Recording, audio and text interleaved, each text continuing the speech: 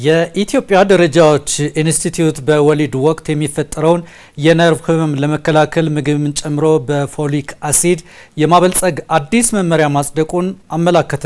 ኢንስቲትዩቱ ሚያዝያ 9 ቀን 2018 ዓ.ም ባካሄደው አምስተኛ መደበኛ ጉባኤ 66 የኢትዮጵያ ደረጃዎች በሁለት ዘርፍ ያጸደቀ ሲሆን የኮንስትራክሽንና ሲቪል ምህንድስና ዘርፍ አንደኛው ነው። ምንተስኖት ሙልጌታ ተጨማሪ መረጃዎችን ሊያደርሰን እዚህ ስቱዲዮ ይገኛል። እንኳን ደህና መጣ። እንኳን ደህና ቆየን። ትልቅ እርምጃ መሆኑን የሚያሳዩ ጉዳዮች ናቸው እያየን ያለ ነው። ምንድነው ዋና ዋና መረጃዎች ያሉት? በጣም ጥሩ። የኢትዮጵያ ደረጃዎች ኢንስቲትዩት ዛሬ ከሰዓት በፊት መግለጫ ሰጥቶ ነበረ። እንግዲህ አንተም ቀደም ሲል እንዳልከው ሁለት ዋና ዋና ጉዳዮች ላይ ነው፣ በተለይ ደግሞ ማህበረሰቡን የሚነኩ ቀጥታ ግንኙነት ያላቸው ጉዳዮችን ነው ያጸደቀው። ያንን የተመለከተ መረጃ ነው ያወጣው። አምስተኛ መደበኛ ጉባኤ አካሂዶ ነበረ። በዚህ ጉባኤ ላይ የተወሰኑ ሁለት ጉዳዮችን ነው እንግዲህ ያጸደቀው ማለት ነው። አንደኛውና የመጀመሪያው በምግብና በግብርና ዘርፍ ያጸደቀው ጉዳይ ነው። ይህም የፎሊክ አሲድ የተመለከተ ጉዳይ ነው። በተለይ በምግብ ጨው ላይ የፎሊክ አሲድን የማካተት ወይም ደግሞ ጨውን በማምረት ሂደት ውስጥ ፎሊክ አሲድ ማበልጸጊያ መንገድ እንዲሆን በአስገዳጅነት ያወጣው ሕግ አለ። ይህ መረጃ ተግባራዊ ወይም ደግሞ ይህ ሕግ ተግባራዊ ከሆነ እንግዲህ ብዙ የሚያስከትለው የጤና ችግር የነበሩ ጉዳዮችን የሚቀርፍ ይሆናል ተብሎ ይጠበቃል። እንደሚታወቀው በፎሊክ አሲድ ማጣት ምክንያት ወይም ደግሞ ባለመውሰድ ምክንያት በተለያዩ የኢትዮጵያ የገጠሪቱ አካባቢዎች እንደዚሁም በአጠቃላይ ጭምር የሚፈጠሩ የጤና እክሎች ነበሩ። ያንን ለመቅረፍ ያግዛል ተብሎ ይጠበቃል። ፎሊክ አሲድ በወሊድ ወቅትና ከወሊድ በኋላ የሚፈጠሩ የነርቭ በተለይ ከነርቭ ጋር የተያዙ በሽታዎችን ይቀርፋል ተብሎ ይጠበቃል። ይህ በጥናት ከጤና ባለሙያዎች ጋር ጭምር በጥናት የተረጋገጠ ስለሆነ ነው ያካተተው ማለት ነው። ከባለድርሻ አካላት ጋራ ምክክር ውይይት ተደርጎበታል። ምን ያክል ችግሩን ይቀርፋል የሚል እንደተነሳበትም እንደዚሁ በመግለጫው ላይ ተነስቷል። የህብረተሰቡን ጤና ለመከላከል ዋነኛ አጋዥ እንደሆነም እንደዚሁ ተነስቷል ማለት ነው። የኢንስቲትዩቱ የህዝብና ኮሚኒኬሽን ስራ አስፈጻሚ አቶ ብሩክ ሀብቴ ያሉትን ሀሳብ ደግሞ ተካትለን እንመለስ። አንደኛው ዘርፍ በምግብና ግብርና ዘርፍ የምንለው ነው። በዚህ ዘርፍ ሁለት የተከለሱ አስገዳጅ ደረጃዎች ጸድቀዋል። እነዚህ በምግብ ውስጥ የሚጨመሩ ወይም የምግብ ውህድ ደረጃዎች ናቸው። የምግብ ጨውን የሚመለከት አስገዳጅ ደረጃ ነው። የደብል ፎርቲፊኬሽን ወይም ደብል ፎርቲፋይድ ሳልት ዊዝ አዮዲን ኤንድ ፎሊክ አሲድ በሚል የተዘጋጀ ደረጃ ነው። ይሄ ደረጃ ቀደም ሲል አስገዳጅ ደረጃ ሆኖ የተዘጋጀ ነው። ነገር ግን እንደ ሀገር እጅግ በጣም አስፈላጊ ሆኖ በመገኘቱና በተለይም ባለድርሻ አካላት ከጤና ጋር በተያያዘ ባደረጉት የተለያዩ ጥናቶችና ክትትሎች ከእናቶች ወሊድ ጋር በተያያዘ ብዛት ያለው ችግሮች ተከሰቱ ያሉት የፎሊክ አሲድ እጥረት እንደሆነ በመረጋገጡ ይህንን ትልቅ ወይም ግዙፍ ችግር ይቀርፋል የሚል እምነት ተይዞ በዚህ የምግብ ጨው ላይ ቀደም ሲል ትኩረት ተደርጎ ይሰራ የነበረው የአዮዲን የማቀላቀል ስራ ነው።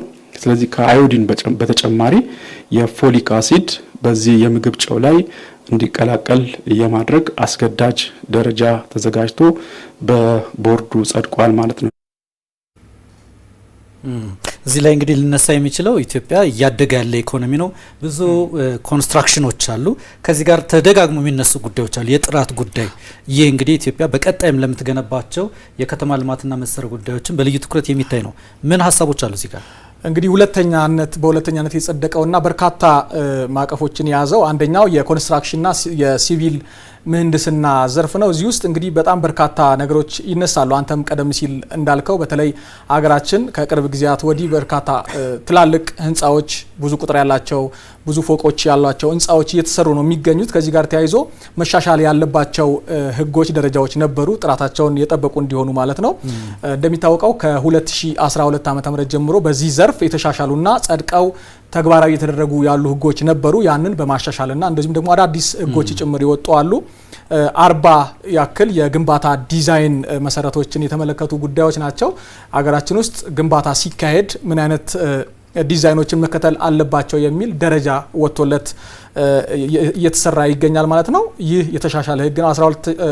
12 ደግሞ አዳዲስ ህንጻዎች መዋቅራቸውን ሲሰሩ በምን አይነት መልኩ መስራት አለባቸው የሚለው ሌላኛው እና ተጠቃሽ ነው ማለት ነው። 12 ደግሞ የፍተሻ ዘዴዎች እንደዚሁ በኮንስትራክሽንና ሲቪል ምህንድስና ዘርፍ ከጸደቁ ህጎች መካከል ወይም ደግሞ ደረጃዎች መካከል ይጠቀሳሉ ማለት ነው። እንደሚታወቀው ዓለም አቀፍ ሁኔታዎችን ያገናዘቡ የግንባታ ዘዴዎች አሁን ላይ ተግባራዊ የተደረጉ ነው። ያንን ለመከተል እነዚህን አዳዲስ ደረጃዎች ማውጣት እንዳስገዳጅ እንደሆነ እንደዚሁ ጠቅሰዋል ማለት ነው። ሌላው ደግሞ የተፈጥሮ አስገዳጅነት ነው። አሁን ላይ እንደሚታወቀው በኢትዮጵያ ሀገራችን ውስጥ የመሬት መንቀጥቀጥን እየተመለከትን ነው በተለያዩ አካባቢዎች ላይ። ስለዚህ እነዚህን የተፈጥሮ አደጋዎች የሚቋቋም የኮንስትራክሽንና ሲቪል ምህንድስና መኖር አለበት። ህንፃዎቻችን ያንን መጠበቅ አለባቸው፣ ያንን መቋቋም አለባቸው የሚልም እንደዚሁ በዚህ መሰረት ነው እንግዲህ ደረጃዎቹ የወጡት ማለት ነው። አቶ ብሩክ ሀብቴ ያሉትን ተከታይ ሀሳብ ደግሞ እንመልከት።